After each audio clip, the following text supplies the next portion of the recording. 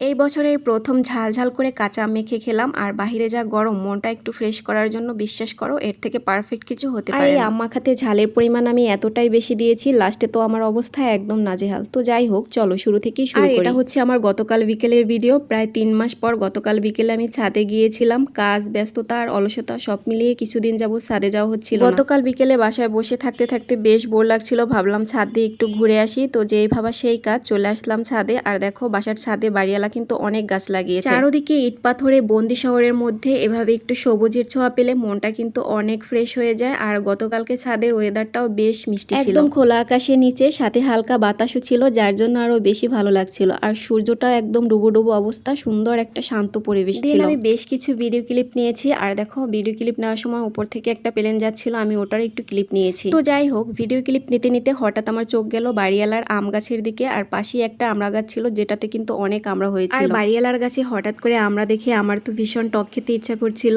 আর টক খাওয়ার যখন ক্রেভিং জাগে, তখন কিন্তু টক না খেয়ে পারা যায় না। চলে আসলাম বাসায়। গতকালকে বাসায় টক ডাল রান্না করার জন্য আমি আম কিনে এনেছিলাম, ভাবলাম এটাই আজকে বানিয়ে খাবো। তো যেই ভাবা সেই কাজ, প্রথমে আমি এখানে শুকনো মরিচ টেলে নিয়েছি। আম মাখাটা আমি একটু ঝাল ঝাল করে করব, যার জন্য মরিচের পরিমাণটা একটু বেশি নিয়েছি। দেন চলে আসলাম বারান্দায় লেবু পাতা নেওয়ার জন্য। আম মাখাতে লেবু পাতা দিলে দারুণ একটা স্মেল আসে। ছোটবেলা কিন্তু এভাবে লেবু পাতা দিয়ে অনেক আম মাখা করে খেয়েছি। তো যাই হোক, লেবু পাতার গায়ে কিন্তু বেশ ময়লা ছিল। দেন এগুলো আমি ভালো করে ক্লিন করে নিয়েছি, সাথে আমগুলোও কিন্তু আমি ভালো করে ক্লিন করে নিয়েছি। যাই হোক, সবকিছু প্রিপেয়ার করে দেন আমি চলে আসলাম আম মাখা করার জন্য। তো ফার্স্টে এখানে আমি আমের ছোলাগুলো ছিলিয়ে নিচ্ছি। আর একটা কথা কি জানেন, যে কোনো জিনিসই তৈরি করতে গেলে সবকিছু রেডি করাই একটা ঝামেলা, বাট বানাতে কিন্তু তেমন একটা টাইম লাগে না। এখানে আমি সবগুলো আমের খোসা ছিলিয়ে নিয়ে কাটার দিয়ে স্লাইস স্লাইস করে কেটে নিচ্ছি। প্রথমে ভেবেছিলাম বটি দিয়ে করব, বাট কাটার দিয়ে অনেক স্লাইস করে কাটা যাচ্ছে। কাটার দিয়ে আমি যতটুকু পেরেছি স্লাইস স্লাইস করে কেটে নিয়েছি। দেন বাকিটা আমি গ্রেডার মেশিন দিয়ে গ্রেড করে নিয়েছি। একটা কথা কি বলবো, বছরের প্রথমের দিকে এই কাঁচা আম দোকানদাররা এত দাম দিয়ে বিক্রি করে যা বলার বাহিরে। এই 3টা আম আমার কাছ থেকে 40 টাকা নিয়েছে। গ্রামের দিকে তো এই আমগুলো মানুষ খায় না, ফেলে দেয়, আর শহরের দিকে এরা চড়া দামে বিক্রি করে। তো যাই হোক, এখানে ফার্স্টেই আমি মরিচ ভর্তাটা করে নিয়েছি আম মাখা করার জন্য। মরিচ ভর্তাটা করতে গিয়ে আমার হাত প্রায় 3 ঘন্টা যাবত জ্বালা পোড়া করেছে। তো যাই হোক, মরিচ ভর্তাটা করে এর মধ্যে আমি আম আর লেবু পাতা দিয়ে মেখে নেব। আর এই আম মাখাটা যখন করছিলাম, ছোটবেলার কথা অনেক মনে পড়ছিল। বিকেলের দিকে সব কাজিনরা মিলে এভাবে লেবু পাতা দিয়ে আম মাখা করে খেতাম। তো যাই হোক, এখানে প্রথমে আমি মরিচ, পেঁয়াজ, লেবু পাতা আর অল্প পরিমাণ লবণ দিয়ে আমটা মেখে দেন এর মধ্যে পরিমাণ মতো চিনি দিয়ে দিয়েছি। চিনির সাথে এখানে আরো একটু দিয়ে দিয়েছি গুঁড়ামরিচ, কারণ গুঁড়ামরিচ দিলে এর কালার আর টেস্ট দুটোই অনেক ভালো আসে। সবকিছু অ্যাড করে দেন এগুলো হাত দিয়ে ভালো করে মিক্স করে নিয়েছি। আর এর কালার দেখেই বুঝতে পারছো এটা কতটা ঝাল হয়েছে। আর যে কোনো ভর্তা আর মাখা জিনিস হোক না কেন, ঝালের পরিমাণ একটু বেশি না হলে খেতে কিন্তু একদমই ভালো লাগে না, বাট এটাতে ঝালের পরিমাণ একটু বেশি হয়ে গিয়েছিল। আমি যেহেতু একটু স্পাইসি লাভার, সো এই ঝাল আমার কাছে কিছুই না। বসে পড়লাম আম মাখা খাওয়ার জন্য। টক, ঝাল, হালকা মিষ্টি সবকিছুর একটা পারফেক্ট ব্যালেন্স। যে কেউ খেয়ে বলবে আর একটু দাও। তো যাই হোক, আমার খাওয়া দেখে আবার কেউ লোভ দিও না। আমার খাওয়ার এক্সপ্রেশন দেখে বুঝতে পারছো আম মাখাটা খেতে কতটা মজার হয়েছে। Thanks for watching.